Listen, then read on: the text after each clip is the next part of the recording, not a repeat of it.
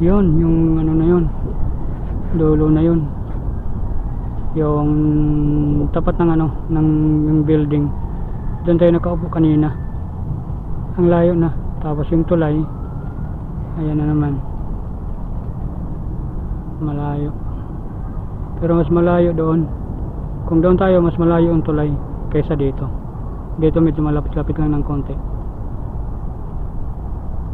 Kaya ganito ito kalawak ang lake ng ano, lake ng ano,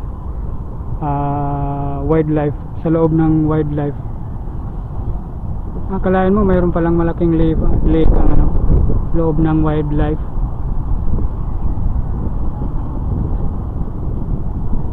Kaso nga lang, medyo bumaba ang tubig mga amigo, dahil ito tinutubuan ng mga kangkong, oh. Dapat hanggang dito yan eh.